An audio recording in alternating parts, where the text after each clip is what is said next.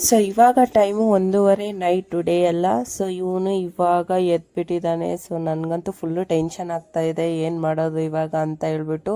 So ಹೇಗೂ ಜಾಗರಣೆ ಇದೆ ಇವತ್ತು ನೈಟ್ ಅಂತ ನನಗೆ ಗೊತ್ತಾಯಿತು. ಸೊ ಅದ್ರಗೋಸ್ಕರ ನಾನು ಇವಾಗ ನನಗೋಸ್ಕರ ಪಾಪ್ಕಾರ್ನ್ ಮಾಡ್ಕೊತಾ ಇದ್ದೀನಿ. ಸೊ ಇವನು 11 ಗಂಟೆ ಮಲಗಿಬಿಟ್ಟಿದ್ದ ಇವತ್ತು. ಸೊ ಬೇಗ ಮಲಗಿಬಿಟ್ಟಾನ ಅಂತ ಖುಷಿ ಆಗಿಬಿಟ್ಟಿದೆ. ಆ್ಯಂಡ್ ಇವನು 12 ಗಂಟೆ 1 ಅವರ್ ಮಲಗಿ ಎದ್ದಿದ್ದಾನೆ. ಆ್ಯಂಡ್ ಇವಾಗ ಯಾವಾಗ ಮಲಗ್ತಾನೆ ನನಗೆ ಗೊತ್ತಿಲ್ಲ. ಸೊ ಇವಾಗ ನನಗೆ ಅವನಿಗೋಸ್ಕರ ಅವನೇನು ತಿನ್ನಲ್ಲ, ನನಗೇನೆ ಸೊ ಪಾಪ್ಕಾರ್ನ್ ಮಾಡಿ. ಸೊ ಅದು ಸ್ವಲ್ಪ ಖಾಟ್ ಬರ್ತಾಯಿತ್ತು. ಸೊ ಅದರಿಂದ ನೋಡಿ ಅವನು ಕೆಮ್ತಾ ಇದ್ದ, ಇನ್ನು ನಾನು ಕೆಮ್ತಾ ಇದ್ದೆ ತುಂಬ. ಅಷ್ಟೊಂದು ಕಾಟೆದ್ದು ಬಿಟ್ಟಿತ್ತು ರೂಮಲ್ಲಿ. ಆ್ಯಂಡ್ ಅದೇ ಕಾಟಿಂದ ನಮ್ಮ ಅತ್ತೆ ಕೂಡ ಎದ್ದು ಬಂದರು, ಏನೋ ಆಗೋಯ್ತು ಅಂತ ಹೇಳ್ಬಿಟ್ಟು. ಸೊ ಇಲ್ಲಿ ನೋಡಿ ನಾನು ಇವನು ಪಾಪ್ಕಾರ್ನ್ ತಿಂತಾಯಿದ್ದೀವಿ. ಸೊ ನಾನು ಇವಾಗ ಮೂವಿ ಯಾವ್ದು ನೋಡೋಣ ಅಂತ ಗೊತ್ತಾಗ್ತಿರ್ಲಿಲ್ಲ. ಆ್ಯಂಡ್ ನಾವು ಮೂವಿ ನೋಡೋಣ ಅಂದರೂ ಅವ್ನು ಮೂವಿ ನೋಡೋಕ್ಕೆ ಕೊಡಲ್ಲ. ಯಾಕಂತಂದರೆ ನಾನು ಮೂವಿ ನೋಡ್ಕೊಂಡು ಬ್ಯುಸಿ ಆಗಿಬಿಟ್ರೆ ಅವ್ನು ನೋಡೋದಿಲ್ಲ, ಅವನ ಜೊತೆ ಆಟ ಆಡೋದಿಲ್ಲ ಅಂತ ಅವ್ನು ಟಿ ವಿನೇ ಆಫ್ ಮಾಡಿಬಿಡ್ತಾನೆ. ಇಲ್ಲಾಂದರೆ ಏನಾದರೂ ಕೃಷ್ಣ ಸಾಂಗು ಇಲ್ಲಾಂದರೆ ಹಾಡು ಹಾಕಿದರೆ ಸುಮ್ಮನೆ ಇರ್ತಾನೆ ಅಷ್ಟೇ. ಸೊ ನನಗೆ ಇವಾಗ ಟೈಮು 3 ಗಂಟೆ ಆಗಿತ್ತು. ಸೊ ನಂಗೆ ನಿದ್ದೆನೇ ಕಂಟ್ರೋಲ್ ಆಗ್ತಾ ಇರಲಿಲ್ಲ, ಯಾಕಂದರೆ ನಾನು ಆಫ್ಟರ್ನೂನು ಮಲಗಲ್ಲ. ಸೊ ಅದರಿಂದ ನಮ್ಮ ಅತ್ತೆ ಕೂಡ ಬಂದುಬಿಟ್ಟಿದ್ರು. ಸೊ ಅವ್ರಿಗೆ ನನಗೆ ಅಂತ ಇಲ್ಲಿ ನಾನು ಟೀ ಮಾಡ್ತಾಯಿದ್ದೀನಿ ಸ್ಟ್ರಾಂಗಾಗಿ. ನನಗೆ ಅಷ್ಟು ಕೂತ್ಕೊಂಡಲ್ಲೇ ನನಗೆ ಅಷ್ಟೊಂದು ನಿದ್ದೆ ಎಳೀತಿತ್ತು. ಸೊ ಅದರಿಂದ ಇವಾಗ ನಾನು ಮತ್ತು ನಮ್ಮ ಅತ್ತೆ ನೋಡಿ ನೈಟು 3 ಗಂಟೆಗೆ ಟೀ ಕುಡಿತಾ ಇದ್ದೀವಿ. ಅವ್ರು ಬೇಡ ಅಂದರು, ನಾನೇ ಮಾಡಿದೆ, ನನಗೆ ನಿದ್ದೆ ಕಂಟ್ರೋಲ್ ಆಗ್ತಿಲ್ಲ ಅಂತ. ಸೊ ಅವನು ನೈಟು 4 ಗಂಟೆಗೆ ಮಲಗ್ತಾ, ನನಗೆ 4:15 ಆಯಿತು ಮಲಗೋಕ್ಕೆ. ಸೊ ಇವಾಗ ನನಗೆ 11 ಆಗಿದೆ ಗಂಟೆ. 11 ಗಂಟೆಗೆ ಬೆಳಗ್ಗೆ ಎದ್ದಿದ್ದೀನಿ ನಾನು ಇವಾಗ.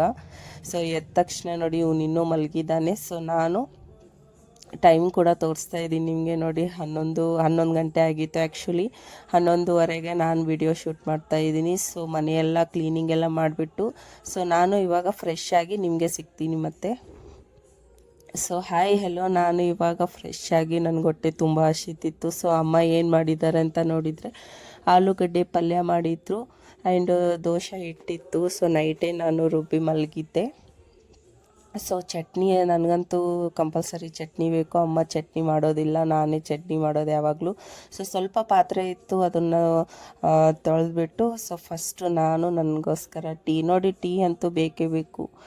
ಬೆಳಗ್ಗೆ ಎದ್ದ ತಕ್ಷಣ ಫ್ರೆಶ್ ಆದ ತಕ್ಷಣ ಟೀ ಇರಲೇಬೇಕು. ಸೊ ಅದ್ರಗೋಸ್ಕರ ನನಗೋಸ್ಕರ ಇಲ್ಲಿ ಟೀ ಮಾಡ್ಕೊತಾ ಇದ್ದೀನಿ.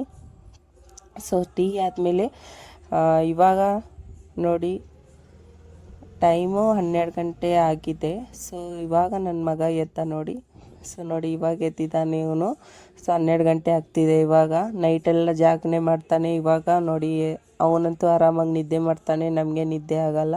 ಸೊ ನೋಡಿ ಆ ಬಾಟಲ್ ಅಂತೂ ಅಲ್ಲಿ ಪಕ್ಕದಲ್ಲಿ ಇರಲೇಬೇಕು ಅವನಿಗೆ. ಸೊ ಇಲ್ಲಿ ಎದ್ದ ತಕ್ಷಣ ಹಾಲು ಕುಡಿತಾ ಇದ್ದಾನೆ. ಈ ಹಾಲು ಬಿಡ್ಸೋಕ್ಕೆ ಏನಾದರೂ ನಿಮ್ಮ ಹತ್ರ ಐಡಿಯಾ ಇದ್ದರೆ ಹೇಳಿ, ನನಗಂತೂ ಸಾಕಾಗಿದೆ. ಊಟ ಮಾಡಿಸಿದ್ರು, ಫ್ರೂಟ್ಸ್ ಎಲ್ಲ ತಿನ್ನಿಸಿದ್ರು, ಆದರೂ ಹಾಲು ಬೇಕೇ ಬೇಕು ಅಂತಾನೆ. ಏನು ಮಾಡೋದು ಅಂತಲೇ ನನಗೂ ಗೊತ್ತಾಗ್ತಿಲ್ಲ. ಡಾಕ್ಟರ್ ಕೂಡ ಇವಾಗ ಆದಷ್ಟು ಅವನಿಗೆ ಸ್ಟಾಪ್ ಮಾಡಿಸಿ ಅಂತ ಹೇಳಿದ್ದಾರೆ, ಬಟ್ ಇವನು ಬಿಡ್ತಾನೆ ಇಲ್ಲ. ಸೊ ಇವಾಗ ಜಸ್ಟ್ ಎದ್ದಿದ್ದಾನೆ, ಅವನಿಗೋಸ್ಕರ ಏನಾದರೂ ತಿನ್ನಕ್ಕೆ ಮಾಡ್ತೀನಿ ಇವಾಗ. ಸೊ ಇವಾಗ ನೋಡಿ ನನ್ನ ಚಟ್ನಿ ಎಲ್ಲ ರೆಡಿ ಆಯಿತು. ರೆಡಿ ಆದಮೇಲೆ ಎದ್ದಿದ್ದ ಅವನು. ಥ್ಯಾಂಕ್ ಗಾಡ್ ಎಲ್ಲ ಮುಗಿದ್ಮೇಲೆ ಎದ್ದಿದ್ದಾನೆ, ಇಲ್ಲಾಂದರೆ ಏನೂ ಮಾಡೋಕ್ಕೆ ಕೊಡ್ತಿರ್ಲಿಲ್ಲ. ಸೊ ನಾನು ನೋಡಿ ಈ ತವ ಇನ್ನೂ ಏನಕ್ಕೆ ಇಟ್ಟಿದ್ದೀನಿ ಅಂದರೆ, ಇದು ಇಷ್ಟು ಹಳೇದಿದೆ, ಆದರೂ ಇದ್ರ ಮೇಲೆ ಎಲ್ಲ ಥರ ದೋಸೆ ನೀವು ಮಾಡಿ ತಿನ್ಬೋದು ಆರಾಮಾಗಿ. ಅದರಿಂದ ಇದು ಇಟ್ಟಿದ್ದೀನಿ. ಸೊ ಇದು ತುಂಬ ಬ್ಲ್ಯಾಕ್ ಆಗಿಬಿಟ್ಟಿದೆ. ಇದಕ್ಕೇನಾದರೂ ನಿಮ್ಮ ಹತ್ರ ಸೊಲ್ಯೂಷನ್ ಇದ್ದರೆ ನನ್ನ ಕಮೆಂಟ್ ಬಾಕ್ಸಲ್ಲಿ ಹೇಳಿ ವೈಟ್ ಆಗೋಕ್ಕೆ. ಆ್ಯಂಡ್ ನಾನಿಲ್ಲಿ ನನ್ನ ಮಗನಿಗೋಸ್ಕರ ದೋಸೆ ಮಾಡ್ತಾಯಿದ್ದೀನಿ. ಸೊ ಚಿಕ್ಕದಾಗಿ ಹಾಕ್ತಾಯಿದ್ದೀನಿ, ಯಾಕಂದರೆ ಅವನಿಗೋಸ್ಕರ ಕ್ರಿಸ್ಪಿ ಮಾಡೋದಿಲ್ಲ ನಾನು. ಸೊ ಅದಕ್ಕೆ ಸ್ವಲ್ಪ ದಪ್ಪನೇ ಇಟ್ಟಿದ್ದೀನಿ. ಸೊ ನೋಡಿ ಈ ತವ ಪ್ರೆಸ್ಟೀಜಲ್ಲೇ ಮಾಡ್ತಾರೆ, ದೋಸೆ ತವಾದಲ್ಲಿ ಮಾಡ್ತಾರೆ. ಬಟ್ ನಾನು ನೋಡಿ ಇದ್ರ ಮೇಲೆ ನಾವು ಚಪಾತಿ ರೊಟ್ಟೆ ಎಲ್ಲ ಇದ್ರ ಮೇಲೆ ಮಾಡೋದು. ಆದರೂ ಇದು ದೋಸೆ ಹಾಕಿದ್ರೂ ಕೂಡ ನೋಡಿ ಎಷ್ಟು ಚೆನ್ನಾಗಿ ಬರ್ತಾಯಿದೆ, ಒಂಚೂರು ಅಂಟ್ಕೊಳ್ತಾ ಇಲ್ಲ ತವಾಗೆ. ಸೊ ಇವನು ದೋಸೆ ಆದ ತಕ್ಷಣ ನಮ್ಮ ಅತ್ತೆಗೂ ಕೂಡ ದೋಸೆ ಹಾಕ್ತಾಯಿದ್ದೀನಿ. ಸೊ ಅವ್ರಿಗೆ ಕ್ರಿಸ್ಪಿ ಇಷ್ಟ. ಸೊ ಅದರಿಂದ ನಾನಿಲ್ಲಿ ಕ್ರಿಸ್ಪಿ ದೋಸೆನ ಅವ್ರಿಗೂ ಕೂಡ ಹಾಕ್ತೀನಿ. ಆ್ಯಂಡ್ ಇಲ್ಲಿ ಅವನು ಆಲೂಗಡ್ಡೆ ತಿಂತಾನೋ ಇಲ್ಲೋ ಗೊತ್ತಿಲ್ಲ. ಸೊ ಇದು ಸ್ಪೈಸಿ ಮಾಡಿರಲಿಲ್ಲ ಅಮ್ಮ, ಅದಕ್ಕೆ ಅವನಿಗೊಂಚೂರು ಹಚ್ತಾಯಿದ್ದೀನಿ.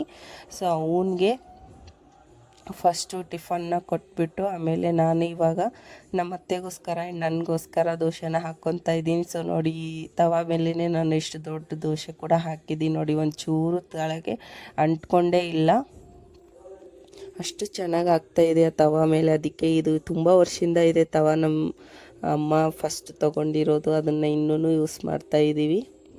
ಆ್ಯಂಡ್ ಮಕ್ಕಳಿಗೆ ಚೆನ್ನಾಗಿ ನಿದ್ದೆ ಮಾಡಿಸ್ಬೇಕಂತಂದರೆ ಏನು ಮಾಡಬೇಕು ಅಂತ ಐಡಿಯಾ ಒಂದು ಕಮೆಂಟ್ ಬಾಕ್ಸಲ್ಲಿ ಹೇಳಿ. ನನ್ನ ಮಗ ನೈಟು ನಿದ್ದೆ ಚೆನ್ನಾಗಿ ಮಾಡಲ್ಲ, ಡೇಯಲ್ಲೂ ಮಾಡಲ್ಲ. ಸೊ ಇದೇ ಥರ ವಿಡಿಯೋಗೋಸ್ಕರ ನನಗೆ ಫಾಲೋ ಮಾಡಿ, ಲೈಕ್ ಮಾಡಿ, ಹೇಗೆ ಅನಿಸ್ತು ನನ್ನ ವಿಡಿಯೋ ಅಂತ ಕಮೆಂಟ್ ಬಾಕ್ಸಲ್ಲಿ ಹೇಳಿ. ಟಟ್ಟಾ.